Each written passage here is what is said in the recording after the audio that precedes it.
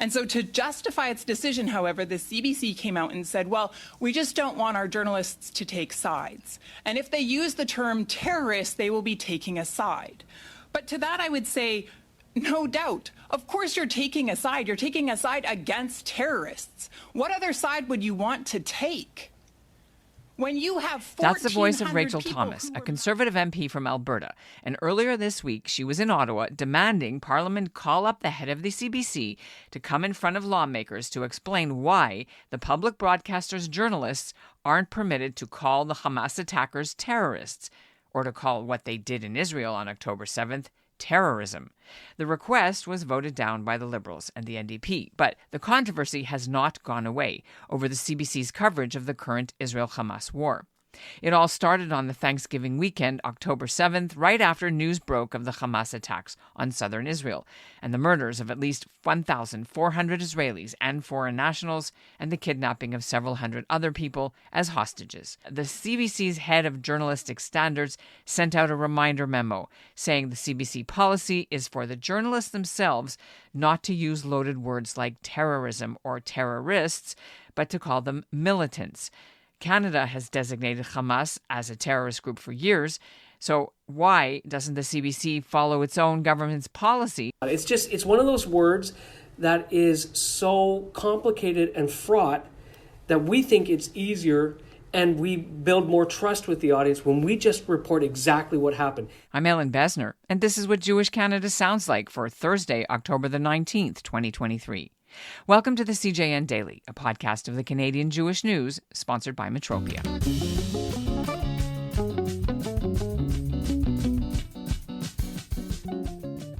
Brodie Fenlon is the CBC News Department's editor-in-chief, and he's also in charge of program standards. And while he's overseeing the round-the-clock coverage of the current war, including placing teams of reporters in the conflict zone, he's been receiving tons of letters and emails from the audience here in Canada, including plenty of complaints about how the CBC is covering the story. The CBC says it's just doing what it's done for decades and what the BBC does and other reputable news organizations around the world. Fenlon also decided to publish an open letter where he outlines why his journalists have strict rules on the use of the words terrorism and terrorists. Brodie Fenlon joins me now from CBC headquarters in Toronto. Thank you, Ellen. It's good to see you. Brodie, why did you feel that you had to issue a public explanation on the terminology that CBC journalists use during the Hamas-Gaza crisis this past week? Well, first of all, thank you for asking me and for allowing me to at least explain. But before I do that, Ellen, can I just for a moment acknowledge the incredible pain felt and being experienced by the Jewish community. These attacks by Hamas they kind of break the soul. It is hard to describe the horror, and I know a lot of people are in pain. So I wanted to say that, and then you and I are going to talk about journalism and practices and language, and I just want to acknowledge how discordant that conversation can be mapped up against the carnage and the inhumanity that we saw over that weekend. Appreciate that. However, on this side of the world, as well as in other countries where they're discussing coverage, it's because people here feel that they want their story told, quote, properly, and that can be for both sides, all sides. And it really matters. So let me just step back. I published an editor's blog yesterday to try to explain our approach, and I had to do that because I'm going to just take us back to the first weekend. It was Thanksgiving weekend here in Canada. The news breaks. We are scrambling as a news service to cover this in real time with skeleton staff, of course, and to deploy as quickly as possible. We had to bring people back in who had taken time off. It was quite, we moved very quickly, a massive and difficult story. And in that moment, we also, as we do often in breaking news, we sent out some initial guidance, basically a reminder. Here's how we cover these stories, a reminder about how we use language. Here's a link. And it was shorthand, and it was meant for an internal audience of journalists who have more context and more understanding about how we do these things. It wasn't meant for outside. But somebody saw it and leaked it to outside and made it public, and with a screenshot. And of course, that without the full context really led to all kinds of confusion, all kinds of complaints, anger, and hurt. And so the blog was an attempt to at least explain how we approach language around terrorism and the word terrorist, and whether or not people agree or not, but at least to provide more information, because what was coming into us was suddenly, you have banned the word terrorist. How could you possibly not use the word terrorism to describe what just happened? If there is, if this is not terrorism, what is? What is wrong with you? You are trying to minimize, you are trying to whitewash, you are trying to downplay the horror. And that was the tone of the complaints we were getting, based on what people were seeing being shared on social media, and Honest Reporting had posted it.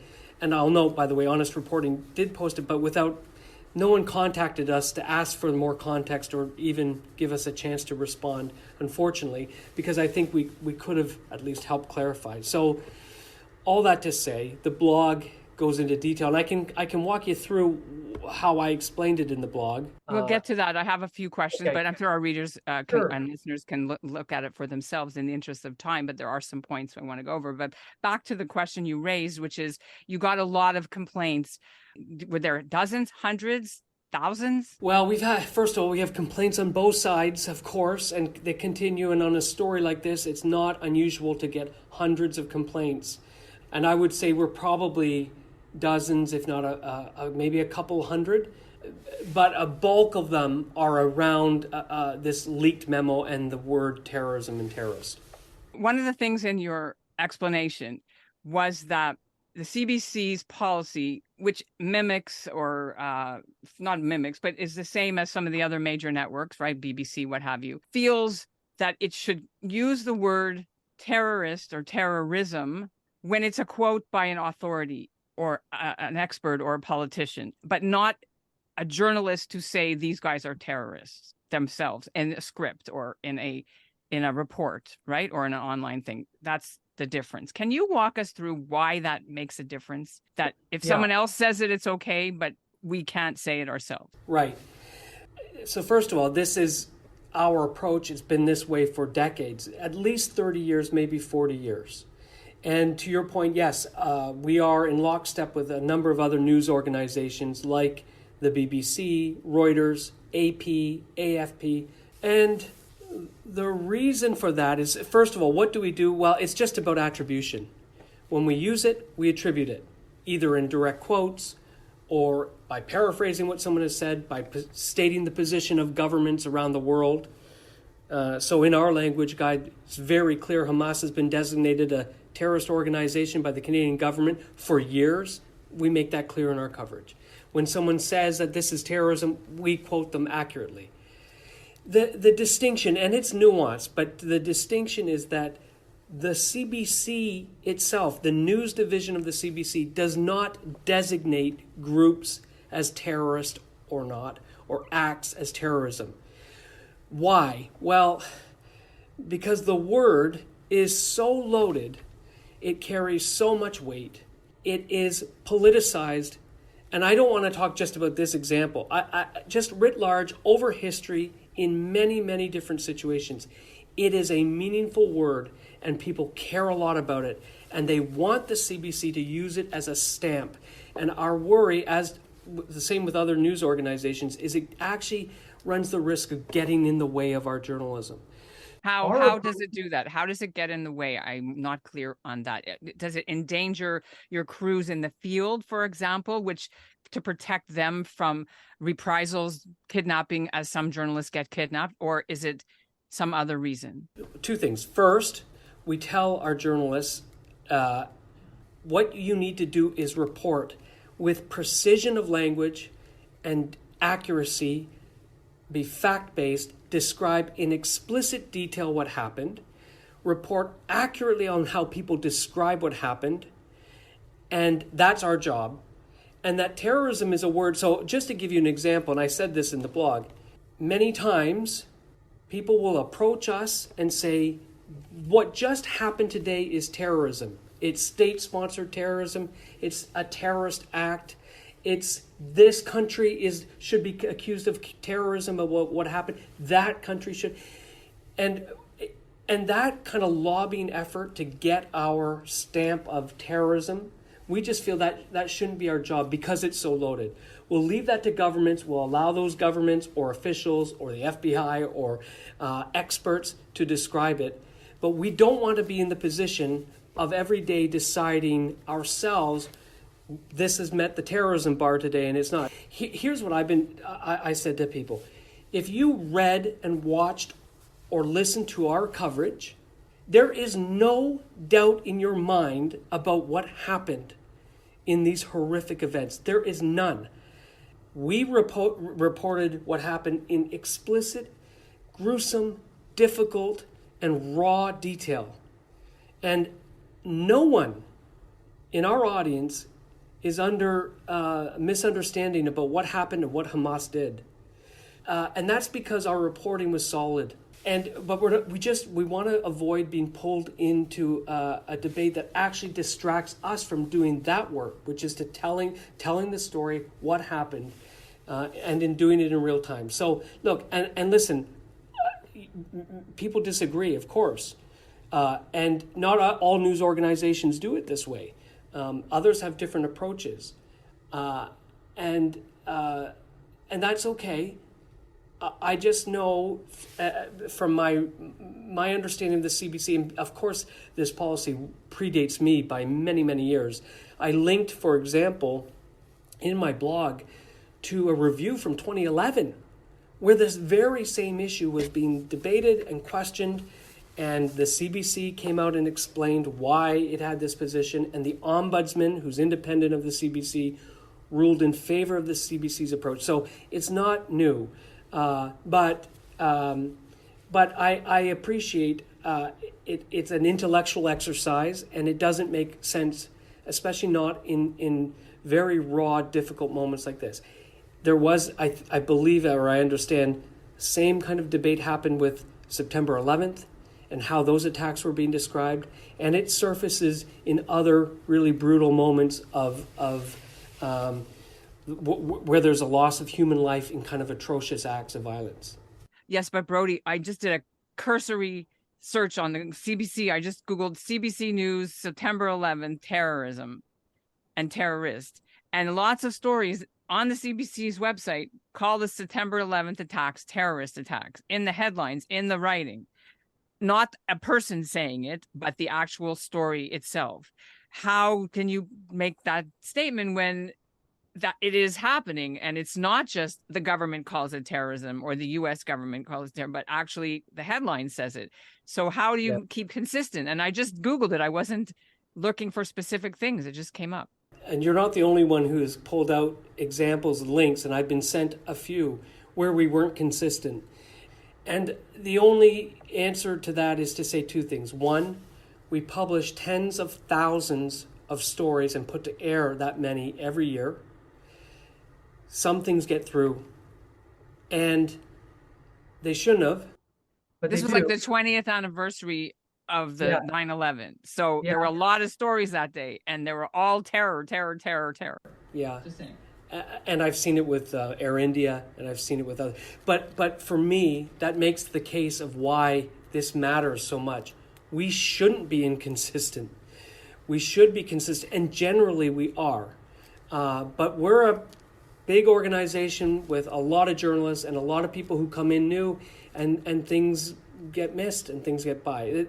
But for me, that's the problem. That's why we have the policy, because if you do that, if there are inconsistencies, then you open yourself up to this very question. Well, why them and not us? Why this country and not that country?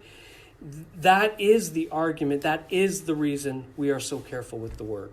And also it becomes political because the conservatives have made statements this last 2 days that they wanted to, right? You know about this, of course, Rachel Thomas. They want to haul everybody on the carpet in front of the committee. It was supposed to be today. It got blocked by the Liberals, apparently. But it's not helping the CBC's image to have this, because there's a whole movement to defund the CBC. So how does this debate impact, the stability of the CBC going forward now that you have this coming out in the middle of most watched viewership is up? It's important. People are glued to their media outlets. I'm always careful about pontificating and sharing my views and opinions of what the Conservatives are doing or the future of the CBC, because I'm going to oversee the organization that's going to report on all of that and do it fairly and accurately and balanced. Having said that, I just believe that over time, with the consistency of our reporting, people see and understand what we are. Maybe not in the moment, and we can't control how we are or are not politicized, or what people will do with what's happened. I wish we weren't the story. That's the worst thing, is to be the story. We're not the story. What's the story right now is what's happening in this region right now. You and I are talking while people are still held hostage. You and I are talking while apparently a hospital has been struck in Gaza. That's the story, and I need our journalists to focus on telling it well, with as few mistakes as possible. Are there committees like the Middle East Committee exists? I heard that the Middle East Committee exists at the CBC for coverage of these. Are there committees like that for other conflicts in the world or issues? Could you confirm that? Sure. Just background on the Middle East Committee, what we did was a few years ago, we pulled together people with expertise or connection to the region from all sides, and out of the heat of a moment like this, where things were calm, and we had that group come together to make recommendations on how could we strengthen our journalism. And they made some great recommendations, including how do we train. This story is so complex. It's very difficult if you're green or a new journalist to come in and try to tell this story well. As you can imagine, there are all kinds of pitfalls, and mistakes are easily made. People don't understand the region or the history, decades of history. So that group was really, really useful. Separate from that, of course, we will spontaneously pull employees together if we know they are struggling or have concerns. We have organized groups in the past. I'm trying to think of the last, but with the at the time of the killing of George Floyd, we brought a number of Black CBC employees together, people in the journalism division, to talk about our coverage, where we were missing, going wrong. So yeah, we have a lot of experience doing that. And then our Journalistic Standards Office, our JSP, we have a committee of staff who help advise and guide, and they represent various different groups who may be underrepresented in our newsroom. I was told this week that there was a group that you met with earlier, with including Jewish staff who were meeting you to voice their concerns. What message did they tell you about what it's like for them to work for the CBC at this time? I want to live up to the promise I've made to our staff, which is we keep things internal. But broadly speaking, this concern and spiraling of the story about CBC, which went into a place of actual disinformation, has caused so much, a lot of pain, and staff who feel like they, first of all, have to explain how we do our journalism, have to defend the CBC, or have to explain why they still work for the CBC, with a community that doesn't understand or is really hurting and really doesn't understand this language guidance. So I think I never mind the fact that a number of our Jewish employees are going through the experience of, do I send my kids to school today? Friday is a day of real fear. Our employees have human lives. They have their lives as journalists, and then they have their lives as being members of the CBC, for which you end up having to be the face of the CBC. So it's not easy. Are you pulling people off coverage who are either Jewish or Muslim at all, or that's not a problem? You're allowing people to report on this if they are one or the other? Like Yeah. MSNBC did, I think, for a while. No, we're not doing anything like that. I mean, look, our promise is whatever we produce when it's published or goes to air is sound and lives up to our journalistic standards and practices and those kind of 5 core principles of our journalism. If that bar is met, then it's good. If and the only other thing we have to do is manage, when it exists, a real or perceived conflict of interest. But we have told our staff, being connected to this story by your religion, by your culture, by your family or your community, that does not preclude anyone from doing the journalism. So are those, going back to the beginning when you had your blog post about the wording using terrorism versus militants, you said those standards are 40 years old. Is there any room to revise these standards now? Because the government calls them terrorists. Americans have called them terrorists since 1997. So why would the CBC, which is a publicly funded organization, go against what the government already designated them? It doesn't make any sense when people, it's hard for people to wrap their heads around. I understand the position, but still doesn't make sense. Maybe it's time to revise them. First of all, the way you phrase that has been conveyed to me, the exact same question. But wait a minute, the Canadian government has declared this group, so why would you not as the publicly funded broadcast? Okay, so a couple things in that. First of all, we're the publicly funded broadcaster, but our news division is entirely independent of government. So I just want to be really clear. What government does has no bearing on us or the decisions we make. We are editorially independent, and that's actually enshrined in law. So there's no connection, and we don't take our cues from government. We take our cues from what we believe is in the public interest and in terms of the journalism we do. So there's that. Now, and of course, we attribute that, though. We make it very clear that this is the case. The government has done this, and Canadians know about it. Back to the thing that part of it was you didn't address, if you would kindly try to, is maybe those standards, those 40-year-old standards about language need a redo. Sure. And Ellen, what I tell people is our journalistic standards and practices evolve. Our language guide evolves. We assess everything all the time. Nothing is fixed in stone. But I also believe strongly that when you are in the heat of an intense moment, that's not the time to suddenly change course. And so if we were ever to get to that point, we would do it very carefully, and we would do it not in a moment of intense pressure or hostilities. Okay, finally, this is all coming when CBC online sites are blocked by Facebook and Instagram. There's a lot of disinformation. Twitter won't allow people to put links up now. I mean, news organizations to actually show the links or the headlines, I should say.